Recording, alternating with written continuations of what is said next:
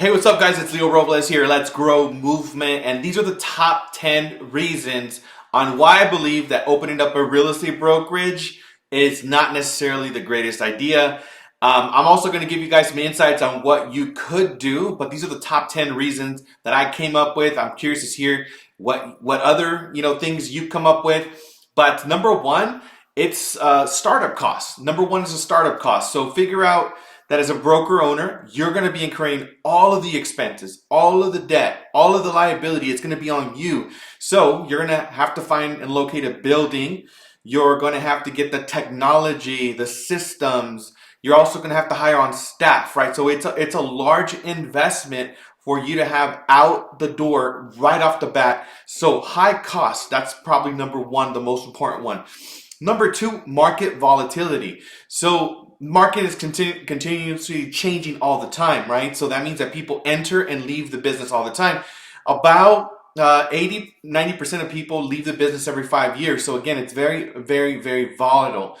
And with the market, for example, if we had a market like in 2022, we had about 6.1 million home sales. In 2023, we had 3.8 million. So half of the inventory was gone right away. So that means that a lot of these brokerages that are, you see this right now, a lot of them are shutting down, especially the 100% models, because the 100% models were attracting agents that wanted to pay low cost.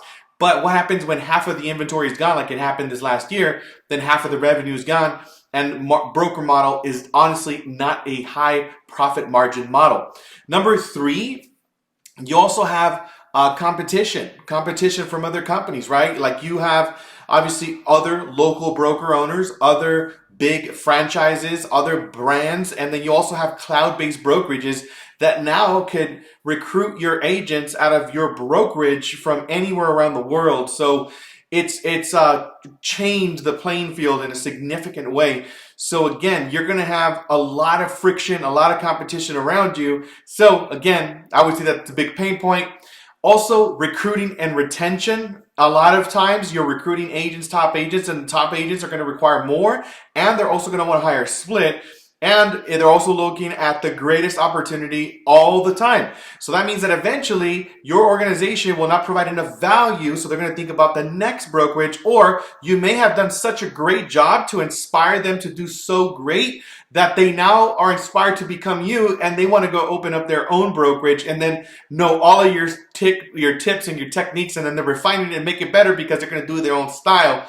So the recruiting aspect of it and the retention aspect of it is one of the biggest pain points, I would say. Also, number five is technology investments, right? You're going to have to continuously buy new technology and keep adopting. And that's if you're offering technology. There's a lot of brokerages that actually don't even offer any sort of technology, but we already know what's happening. These brokerages are shrinking and shutting down. So you're going to have to continuously innovate to provide maximum value. Also, cash flow management, right? Again, cash flow is not going to be a consistent thing. Sometimes you're going to have a lot of transactions. Sometimes you're not going to have a lot of transactions. But guess what stays consistent every single month? It's those, the monthly payment of the overhead of the building, the overhead of your staff, the overhead of your technology, the overhead of your systems. All of those things are consistent. Yet transactions and agents staying at your company is not a consistent thing. So there's a lot of variables there. Another big one is liability and responsibility. I mean, at the end of the day, the buck stops with you. So that means that in addition to generating transactions and having agents join your company, now you have to, really make sure that they're not making mistakes. And if they do make mistakes, guess who's responsible? The broker owner. So you also have to consider that as you get more agents, responsibility increases.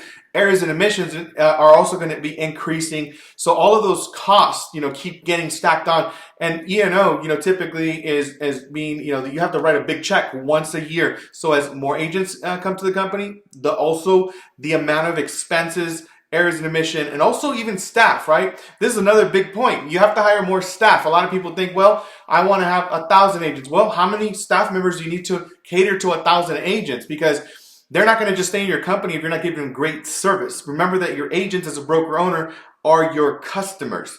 The other thing is that, a lot of the times, broker owners, it's all up to them. So they got to come up with all of the training. They got to be the chief of inspiration. They got to be the chief of motivation. They got to be the sales manager. They got to be all things to all people. So one of the last ones that I think is very important is the quality of life, right? What kind of quality of life you can have as a broker owner? You're going to be anchored into a location, and you're not going to have location freedom, by the way, because you're going to have to go to your storefront. And the other thing is that you have very little flexibility, right? Quality of time. Think about how much money and time and energy you're going to have to invest into running this brokerage successfully. It's going to require a lot of time, energy, and effort. So from my perspective, opening up a brokerage is probably not the greatest idea unless you're looking at, hey, I want to have my own office. I want to sit down there all day. I want to cater to a small group of agents. And I'm just doing this because this is my true passion. That's fantastic. Also, you got to look at how big your vision is, right? This is where I'm going to break down to you like what I think you actually should do. If you're thinking about opening a brokerage, I would do this instead. What you want to do is have a platform. Because at the end of the day, one of the biggest things I think for a lot of people, especially as the world is getting more connected with the internet, is that we have location freedom as a desire. I have location freedom. I don't want to be at a certain location. I want to be able to do my business anywhere from on the world. So a cloud-based platform is going to give you location freedom. You're also going to have more time freedom because a cloud platform is going to have staff where you're going to be able to leverage. You're also going to have liability. You're going to be able to mitigate all the liability and defer all that to, again, other staff. Also, transaction management. That also is now deferred. Also, reviewing the files, right? Auditing the files, making sure that everything's in compliance. That's no longer your responsibility. When you have a cloud-based platform, that's all going to be deferred. How you want to look at a cloud-based platform is sort of like Instagram or like any name your favorite social media account. It's sort of like that. And the really cool thing is that the platform gives you the ability to do business anywhere around the world. So make sure that when you're picking platforms as an owner of your business, that you have a platform where you have the most benefits to run and operate your business, and you have a huge value proposition, and you're surrounded with like-minded people, which I think is one of the most important things.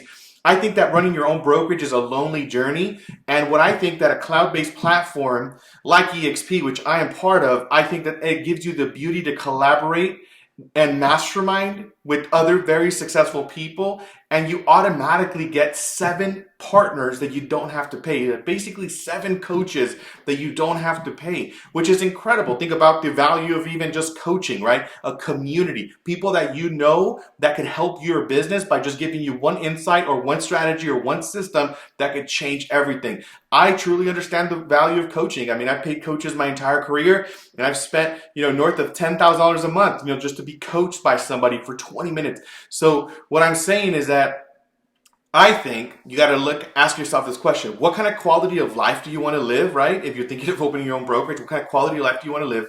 How do you want to live it? And how big is your dream? And how could you get there as quickly as possible? Because the one thing that I will tell you is that one thing that we can't,